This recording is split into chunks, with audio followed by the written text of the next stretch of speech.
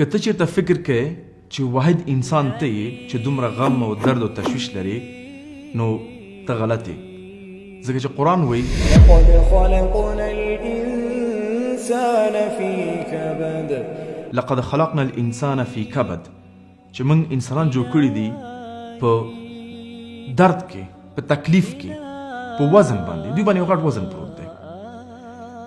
دوباره بیا دا ذکر نه کې چې دا بل سړی څومره ارامه ژوند لري، څومره مال او څومره، یعنې دا داسې ژوند لري چې پوښتنه مه کوه. یو ورځ ما ته خپل خپلوان وویل چې تا خو مزې وکړې، ویل ته چې کله زما ځای ته راغلې لکه ماشوم به وژاړې، ځکه خبر نه یې چې څومره تکلیفونه زحمتونه زه لرم. یعنې دا د انسان یو تعریف دی چې تکلیف کې به ژوند کوي. دا قرآن وایي.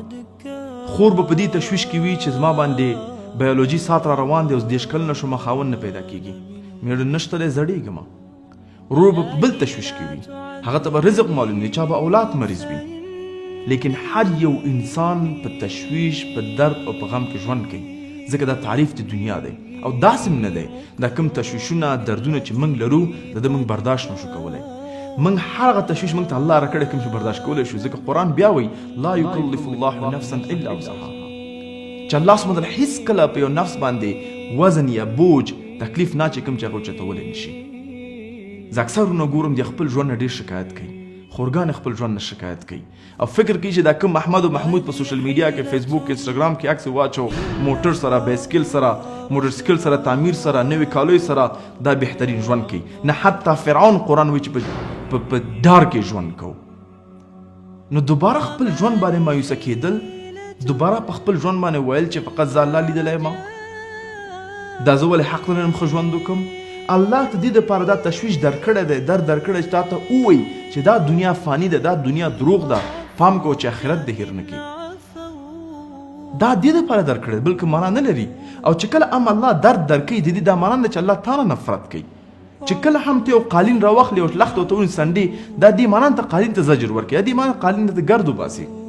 نو کوم تشویش او غم چې ته لرې، دا دې دپاره دی چې د دنیا محبت ځان نه لرې کړي. او پوه دا ټول یو امتحان دی، او د باندې هم پوه شي دغه تشویش ته چې کوم لرې، دا نه شتي اوچتولی، نه شتي اوچتولی شي. لږ ځان تکړه او صبر ولره، او انشاءالله آخرت کې به تا ته د هر یو تشویش او غم او سختي دپاره یو عظیم اجر وي او خوشحالي به یو بل څه باندې وي. في البرايا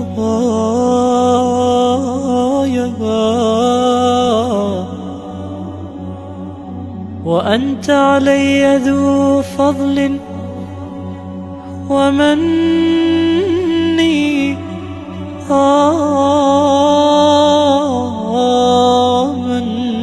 مني يظن الناس